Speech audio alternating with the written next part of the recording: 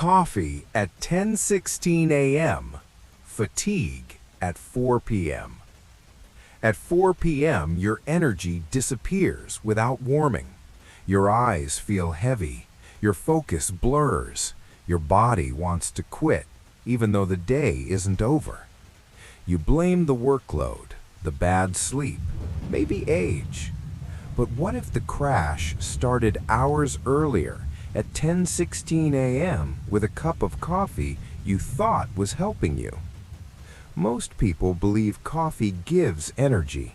What it really does is borrow it. You wake up with natural alertness already rising inside your body. Cortisol, your built-in energy hormone, peaks in the morning to lift you into the day. But many people interrupt this process with caffeine, stacking artificial stimulation on top of natural energy. At first, it feels incredible. Focus sharpens, mood lifts, the day accelerates. Then nothing feels wrong, until it does. Around mid-afternoon, energy drops hard, not gently, suddenly. Concentration collapses. Small tasks feel heavy. You crave sugar, another coffee, or silence. This isn't coincidence, it's chemistry catching up. Caffeine works by blocking adenosine, the chemical that signals sleep pressure. It doesn't remove fatigue, it hides it. While you feel alert, adenosine continues building quietly in the background, stacking like unread messages. By early afternoon, caffeine levels fall just enough to stop masking the buildup. When that happens, adenosine floods the brain all at once. That flood feels like exhaustion. But timing makes it worse. Between 9 and 11 a.m., your body's cortisol is already high. Drinking coffee during this window creates a false peak. The brain responds by reducing sensitivity to its own natural energy signals. Over time, this trains your system to rely on caffeine instead of rhythm. At 10:16 a.m. specifically, something else happens. Your liver begins shifting gears. Blood sugar regulation becomes more active. If coffee is consumed without adequate food or protein, glucose drops later, right when mental work is still required.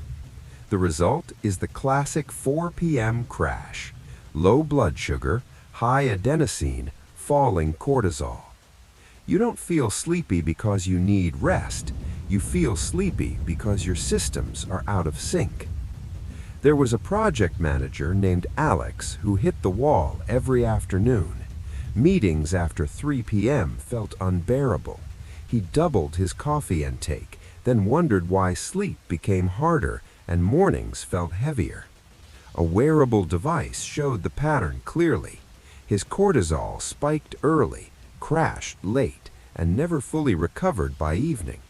The cause wasn't stress or workload, it was timing. When he delayed his first coffee and adjusted how he drank it, the crash vanished within days. Not reduced, gone. The biggest mistake people make isn't drinking coffee, it's drinking it too early and too fast. Coffee consumed before the body finishes its natural wake-up steals from the afternoon.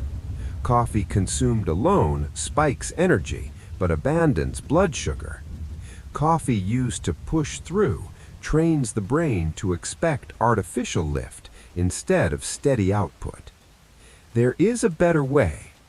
The body needs 1 to 2 hours after waking to complete its cortisol rise. Waiting until that process peaks allows caffeine to amplify energy instead of replacing it. Pairing coffee with protein stabilizes glucose and prevents the delayed crash. Drinking slowly instead of all at once smooths stimulation instead of spiking it.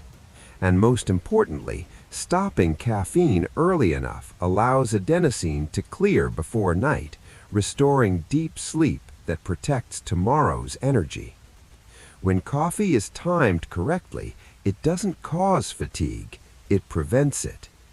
Energy is not created by caffeine, it is scheduled by biology. If your afternoons feel heavy, don't look at 4 p.m. Look back to the morning moment you thought was harmless.